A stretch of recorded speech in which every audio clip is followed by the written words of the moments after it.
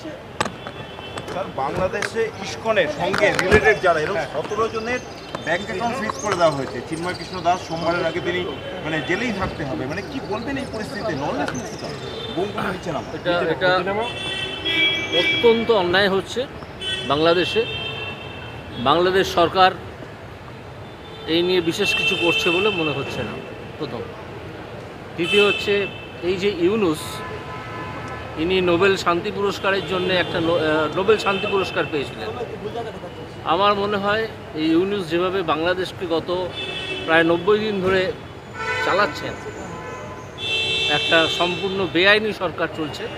কারণ তাদের প্রধানমন্ত্রী পদত্যাগ করেননি এখনও, সে তিনি যেখানেই থাকুন। এবং যেভাবে তার ওই একটা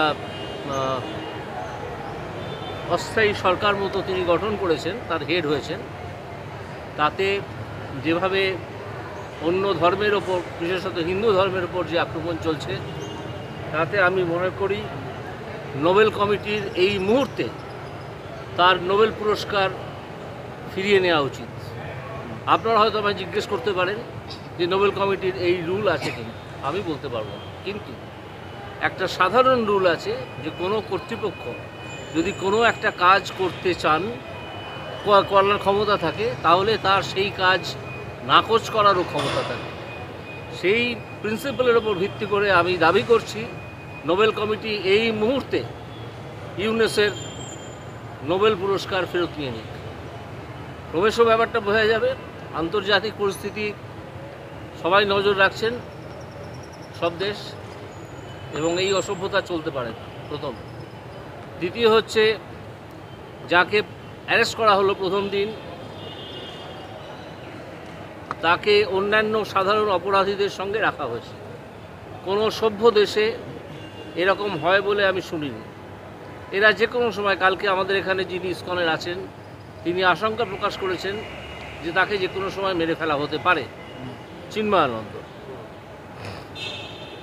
তো যদি আপনাকে আটকে রাখতেই হয়, এই অসভ্য বর্বর সরকার যেটা চলছে, তাকে যদি আটকে রাখতেই হয়, তাহলে আপনি কোনো গেস্ট হাউসে আটকে রাখুন তাকে, অন্য কোনো আলাদা জায়গায় নিয়ে গিয়ে আটকে রাখুন তাকে। যখন আদবানিকে অ্যারেস্ট করেছিল বিহার সরকার, আপনাদের অনেকেরই হয়তো মনে আছে, আমাদের লালকৃষ্ণ আদবানিকে রথযাত্রা নিয়ে, তখন তাকে তো একটা গেস্ট হাউসে রাখা হয়েছিল। এরকম অনেক ক্ষেত্রে হয়। আপনারা এতই অসভ্যতা করছেন হিন্দু ধর্মের বিরুদ্ধে যে এই যিনি স্বামী চিন্ময়ানন্দ দাস, হ্যাঁ, চিন্ময় কৃষ্ণ দাস, তাকে সাধারণ অপরাধীদের সঙ্গে আটকে রেখেছেন।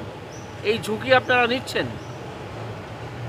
আপনারা জানেন এর ফল কি হতে পারে, আপনারা হয়তো জানেন, কিন্তু টের পাবেন যদি তার কোনো ক্ষতি হয়। এবং হিন্দুদের ওপর এই আক্রমণ আমি তীব্র নিন্দা করছি। এবং এই ধরনের আক্রমণ, আমার কথাটা শেষ হয়নি, এবং তীব্র নিন্দা করছি। এবং যারা এই আক্রমণ চালাচ্ছেন, তারা জেনে রাখুন, পৃথিবীর বিভিন্ন দেশে তাদের ধর্মীয় সম্প্রদায়ও আছে, তারা মিলেমিশে থাকে, যেমন আমাদের ভারতবর্ষ। শেষ পর্যন্ত আদালতকেই হস্তক্ষেপ হতো, মানে ইসকনকে নিষিদ্ধ করার দাবি পর্যন্ত জানানো সেটা তো মানেনি আদালত। হ্যাঁ, কিন্তু ইসকনে যদি তাকে আটকে রাখতেই হয় কোনো একটা কারণে, তাহলে তাকে সরিয়ে অন্য কোনো গেস্ট হাউসে রাখুন বা অন্য কোনো ঘরে রাখুন। সে ঘরে বিরাট 5 স্টারের ব্যবস্থা থাকতে হবে তা তো নয়। তিনি তো সন্ন্যাসী, তাকে তো জেলের ভেতরে ধর্মাচরণের অধিকারটা দিতে হবে, তাই না? তো এইটা তো আপনারা বন্ধ করে দিচ্ছেন বলে মনে হচ্ছে। তাকে কি খাওয়াচ্ছেন দাওয়াচ্ছেন তাও আমরা জানি না, জোর করে গোমাংস খাওয়ানো হচ্ছে কিনা তাও আমরা জানি না। সেটা পরে হয়তো আমরা টের পাবো। এটা ঠিক হচ্ছে না একেবারেই। 17 জনের ব্যাংক অ্যাকাউন্ট, মানে ইসকনের সাথে রিলেটেড, তার মধ্যে চিন্ময় কৃষ্ণ দাসও রয়েছেন, তাদের ব্যাংক অ্যাকাউন্টগুলো আজকে ফ্রিজ করে দিয়েছে। একটা অসভ্য গভর্নমেন্ট, যারা আদৌ গভর্নমেন্টই নয়, একটা গুন্ডামি চলছে।